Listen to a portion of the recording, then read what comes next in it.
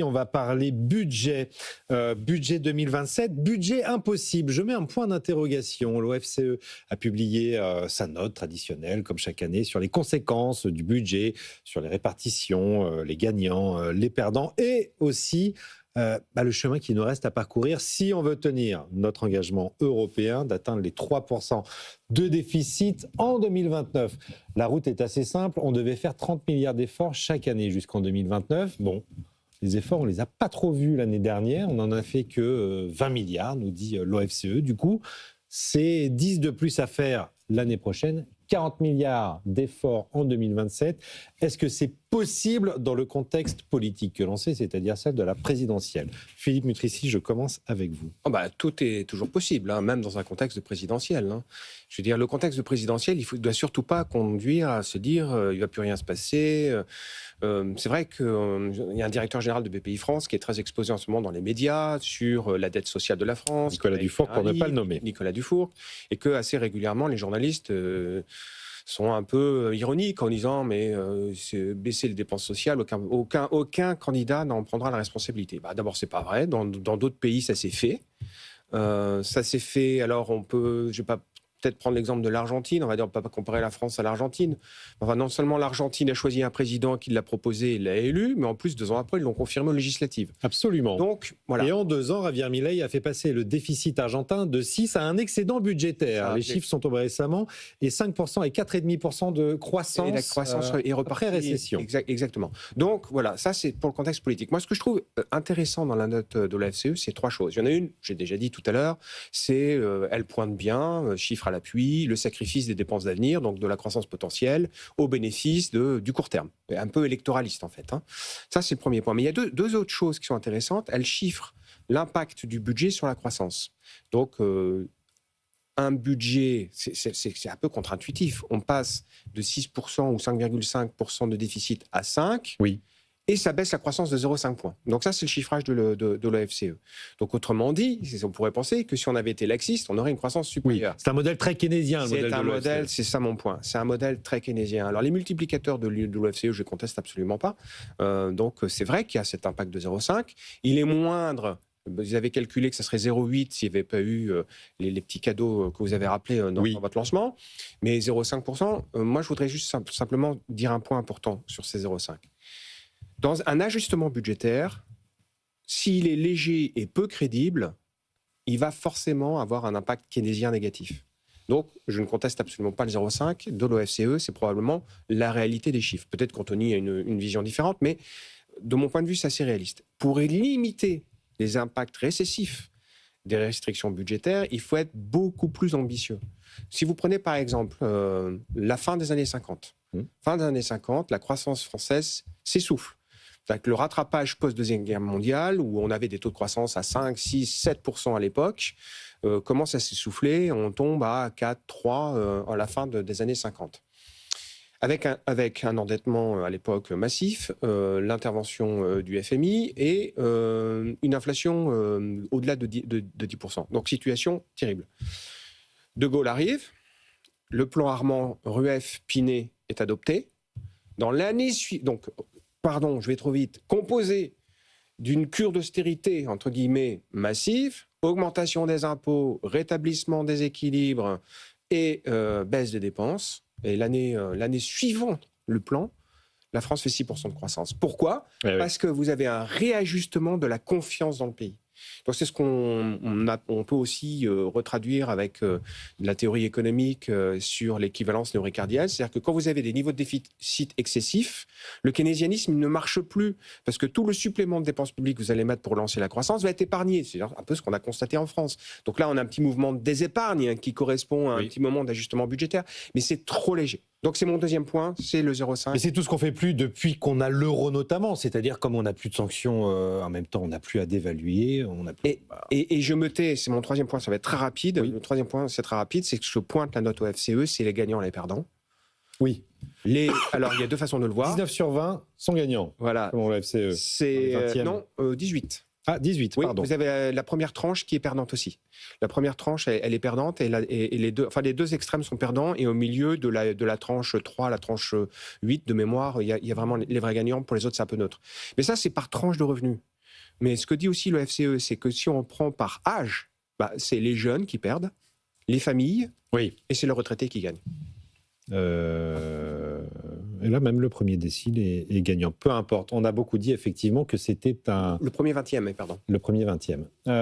Que c'était un budget de gérontocratie, effectivement, puisque zéro effort sur les retraités. Et par contre, on a rogné sur l'apprentissage, notamment, Anthony. Il y a beaucoup de choses à dire. Je reviens juste sur un point qu'a mentionné Philippe qui me paraît très important pour même aller un peu plus loin sur le plan Pinay-Rueff que nous, on avait regardé de près. C'est frappant. C'est qu'ils n'ont pas augmenté les impôts sur les facteurs de production, ni sur le travail, ni sur le capital. Le seul impôt qui a été significativement augmenté, c'était la TVA, donc qui touche à consommation, et ils avaient baissé massivement les dépenses publiques. Donc on fait l'inverse, si je comprends bien. Ça incite quand même, effectivement, l'histoire nous apprend qu'il y a quand même eu des cures qu'on appelle d'austérité, ce mot-là est toujours envoyé un petit peu facilement, mais en tout cas qui ont eu des effets récessifs bien moins forts que ce qu'on pouvait attendre. Donc il faut être prudent avec les multiplicateurs, personne sait complètement où ils se situent, puis en plus ils sont différents selon les mesures, donc beaucoup de prudence.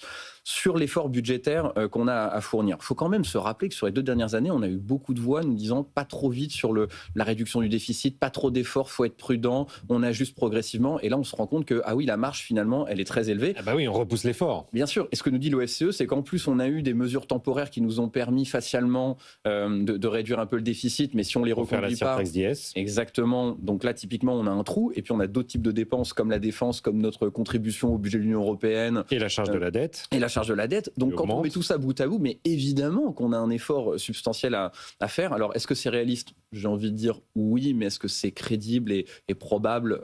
Là, j'y crois pas du tout. Alors, pardon les amis, mais moi je lance une hypothèse.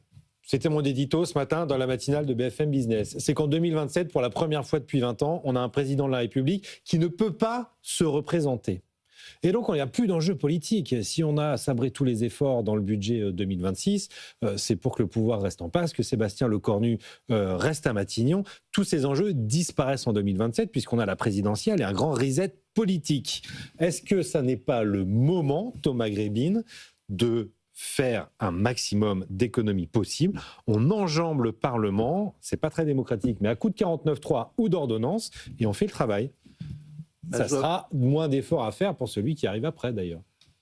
Oui, mais je vois pas comment ça passe au niveau du Parlement, parce que je pense en force, par 49.3. Oui, mais le 49.3, il n'y a pas une majorité favorable à ce type d'effort.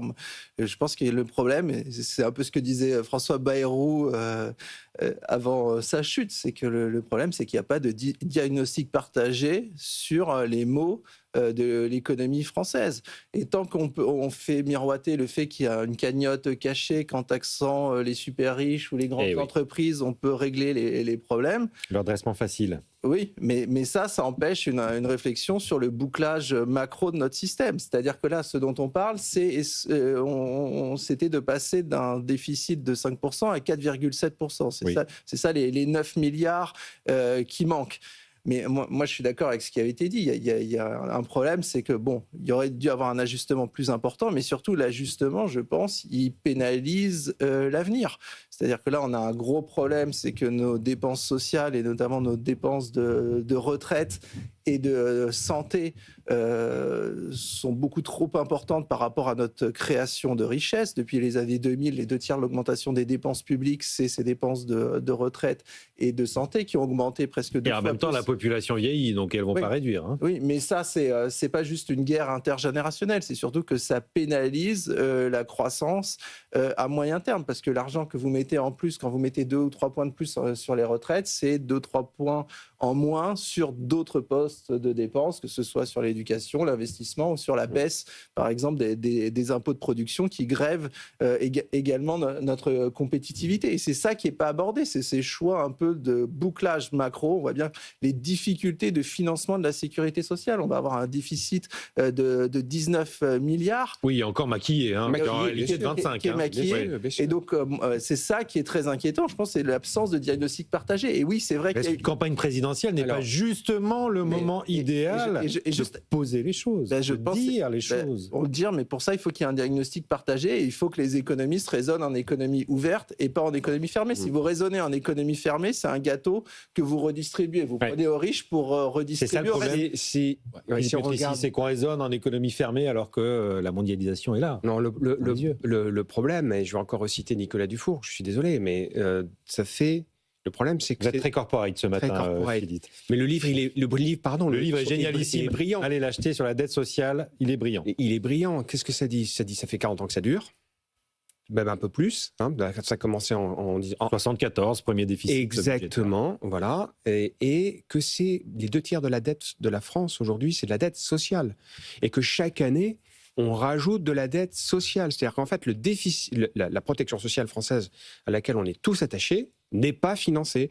Donc le calcul qu'il fait, qui n'a pas été contesté d'ailleurs par personne à ma connaissance, c'est que tous les mois, les 3 derniers jours, la protection sociale est payée par la dette, donc par nos enfants ou nos petits-enfants. Et ça, je pense que vous avez raison, tant que ce constat-là n'est pas partagé par l'ensemble de l'opinion, on ne pourra rien faire. Et d'ailleurs, l'ajustement budgétaire cette année, c'est aussi dans la note de l'OFCE, l'État prend sa part. L'État fait de l'ajustement budgétaire. L'État, sur son périmètre régalien. Mais c'est toujours l'État qui finit par prendre sa part finalement. Et comme il faut financer un peu plus de dépenses militaires, ça se fait au détriment de l'éducation nationale, ça se fait au détriment de la justice et d'un certain nombre de choses qui, en France, fonctionnent de moins en moins bien. Et c'est ça qui est dommage. Par un petit scénario alternatif, qui est peut-être malheureusement plus probable, c'est qu'il n'y ait pas de budget. Les députés vont se dire jusqu'à la présidentielle, effectivement. En se disant, ça sera le problème du prochain. Parce que faire un cadeau, je suis dans n'importe quel parti, je prends une mesure pour rétablir les finances de la France, je le paye dans les élections et c'est mon adversaire qui en bénéficie parce qu'il est élu, ils vont tous faire ce calcul. Donc la probabilité, c'est plutôt que personne ne prenne de risque et qu'on ait une loi spéciale. Thomas Gabin. Moi, je pense qu'on n'est pas d'accord au niveau français sur la priorité donnée à l'économie française. C'est-à-dire, est-ce qu'on privilégie le tissu productif ou est-ce qu'on privilégie la consommation et les services abrités à court terme ? Et ça fait une grosse différence avec l'Allemagne où il y avait un consensus jusqu'à là sur le fait que la priorité, c'est l'industrie. Et donc, on a parlé du plan Pinet il y a quelques minutes, mais là, ce qui s'est passé après le plan Pinet quelques années après, c'est mai 68. Puis, donc, où il y a eu des hausses de salaire significatifs. Et puis après, vous avez eu toutes les années 70 où il y a eu un développement très positif de la protection sociale, mais où en fait le salaire minimum a augmenté beaucoup plus rapidement que le salaire moyen et que la production. Et c'est là où on a commencé à décrocher en termes de compétitivité par rapport à l'Allemagne. Donc même si on fait un effort pendant une année, si vous ne partagez pas la priorité et s'il n'y a pas de consensus sur le fait qu'il faut défendre le tissu productif, en fait, ça ne marchera pas. Il faut augmenter le gâteau avant de se répartir les parts. Et puis je suis un peu moins diplomate que mes camarades, ils parlent d'un diagnostic qui n'est pas partagé, mais pour moi c'est pire que ça, c'est un mensonge collectif. C'est-à-dire qu'on ne veut pas voir d'où vient le problème de nos finances publiques sur la longue période. Alors allons-y, disons les choses clairement, on l'a déjà plus ou moins évoqué. Oui, et la problématique, mais moi je suis d'accord avec ce qui a été dit, c'est qu'on a quand même un problème. J'aime pas parler de modèle social, parce qu'un modèle, normalement, il trouve son financement. Nous, c'est quand même beaucoup plus de dépenses de manière permanente que les recettes qu'on est capable de générer en face. Et juste pour prendre peut-être des exemples un tout petit peu plus parlants pour les téléspectateurs, parce qu'évidemment, l'Argentine est un modèle, mais difficilement comparable avec la France. Prenons le cas du Danemark ou de la Suède. Le Danemark, en 10 ans, ils ont baissé leurs dépenses sociales d'à peu près 4 points de PIB. Aujourd'hui, Suède, Danemark, ils sont autour de 27, 28 points de PIB de dépenses de protection sociale. On est à 32. Bon. Et d'où vient la hausse de la dépense protection sociale? Je rappelle qu'un point de PIB, c'est l'équivalent de 30 milliards d'euros. Donc si vous le baissez de 3 à 4 points de PIB, c'est plus de 100 milliards. Tout à fait. Et quand on prend retraite et santé... Et ce qui nous manque pour revenir aux 3% de déficit d'ailleurs. Exactement. On a augmenté d'un peu plus de 2 points de PIB entre 2000 et aujourd'hui. Et c'est assez amusant. On cherche à revenir à un déficit primaire nul, c'est-à-dire hors charge d'intérêt nul. La dernière année qu'on a eu ce phénomène-là, c'est 2001. En 2001, on avait des recettes publiques qui sont exactement au même niveau qu'aujourd'hui. C'est-à-dire, all in all, on avait à peu près 52% de recettes publiques dans le PIB. Par contre, les dépenses publiques, elles ont augmenté de 4,5 points de PIB sur cette période-là. Donc, il y a un moment donné, il faut quand même le dire. Et tant que ça, c'est pas partagé, pour reprendre les termes plus diplomatiques de mes camarades, on n'y arrivera pas. Enfin, à un moment donné, il faut pouvoir adresser ces sujets-là. Et on voit bien qu'on en est objectivement très, très loin. C'est à cela que servent les experts, dire ce que l'on voit et surtout voir ce que l'on voit, disait Antonio Gramsci en son temps.